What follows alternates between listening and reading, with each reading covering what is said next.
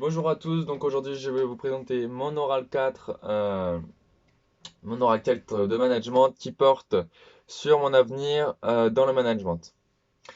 Donc je vais vous présenter mon secteur déjà, c'est le secteur IDAS que j'ai choisi. C'est un secteur qui est composé d'entreprises productrices et distributrices d'équipements sportifs. Donc tous les articles de sport avec matériel, vêtements, chaussures, etc. Donc ce secteur il est en pleine expansion en France et surtout dans la région Rhône-Alpes, ce qui est super du coup, vu qu'on y est situé. Donc il y a deux entreprises qui se distinguent dans ce secteur-là. Les entreprises qui s'occupent de la conception et du design, comme Babola et Ed, et les entreprises qui s'occupent de la revente, comme Decathlon et Gosport. Donc ce sont des entreprises privées, mais il en existe aussi des publics, comme les services d'exportation de la ville de Lyon. Ce secteur IDAS, il augmente de plus en plus car le sport il s'est vraiment démocratisé au XXIe siècle. De plus en plus de gens veulent pratiquer le sport. Voilà. Donc, pourquoi j'ai choisi ce secteur? Parce que tout simplement, j'ai effectué mon stage à GoSport et ça m'a vraiment beaucoup plu. J'ai manipulé des,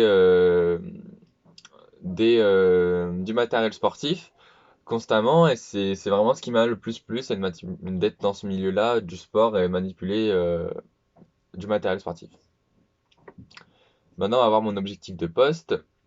Donc, ça serait d'être manager d'entreprise de sport. Donc, l'activité professionnelle, elle se construit avec plusieurs facteurs importants. On va parler du premier, le réseau.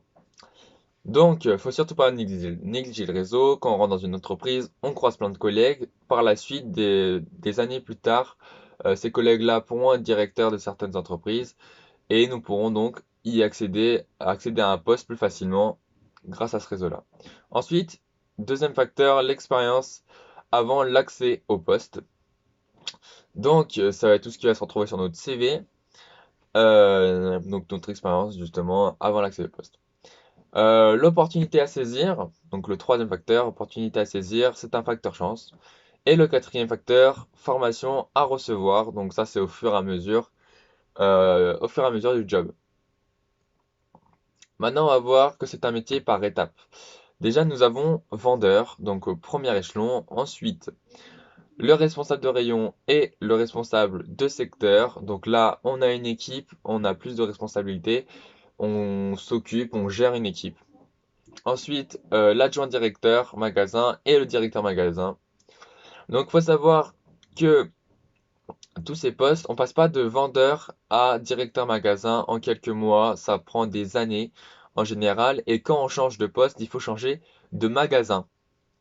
En général, pour éviter, par exemple, si nous étions vendeurs et que mes collègues, et que je connaissais bien mes collègues vendeurs, et que je passe responsable de rayon, ils vont pas forcément vraiment me prendre au sérieux. Donc c'est pour ça qu'on change en général de magasin. Donc, ensuite, nous allons parler des diplômes à passer dans ce secteur. Donc pour la filière STAPS, le mieux, c'est de faire donc des une licence management des organisations sportives et ensuite un master management des organisations sportives, donc sur 2 ans. C'est vraiment l'idéal pour STAPS. Nous allons maintenant voir le rôle du directeur magasin. Donc le responsable de magasin, il organise, il gère, il développe l'activité d'un point de vente. Dans le respect de la politique commerciale de l'entreprise, il anime les équipes de vente, encadre le personnel et veille à développer le chiffre d'affaires du magasin. Donc, il veille surtout à l'organisation globale du magasin. Donc, ma stratégie de professionnalisation. Donc, 2020-2021, on voit que je suis en L2, c'est actuellement le cas, je suis en L2. Option management, j'ai donc 2 stages à réaliser en management. Donc, j'ai déjà fait mon premier à GoSport, il m'en reste un pour le semestre prochain. Ensuite, 2021-2022, donc ma troisième année en STAPS, donc spécialité management, où je ferai donc un stage de responsable de rayon. Et enfin, 2022-2024, Donc mes années de master, je ferai 2 années de master, spécialisation management.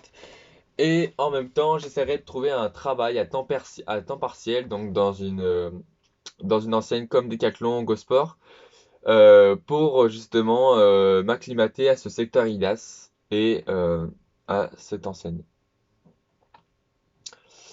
Donc oui, donc après ça, j'essaierai de postuler sur un poste de responsable de rayon, voire de directeur si je m'en sens capable.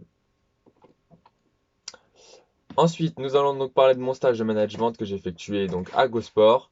Donc je suis allé moi-même déposer mon CV dans des grands magasins de sport comme Decathlon ou GoSport. Donc mes principales missions, c'était donc de veiller à la bonne organisation des rayons et du stock.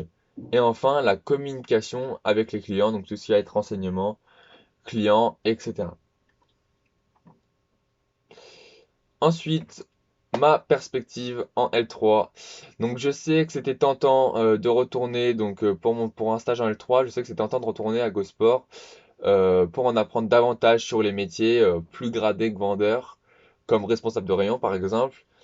Mais étant spécialiste de tennis en STAPS, j'aimerais donc faire mon stage de L3 dans un magasin spécifique au tennis, donc comme Tennis Pro qu'on voit ici, qui se trouve sur Lyon d'ailleurs. Donc je vais donc envoyer mon CV et ma lettre de motivation en attente d'une réponse pour trouver un poste comme agent de rayon qui je pense fortifierait mes capacités dans ce milieu-là. Voilà, merci de m'avoir écouté.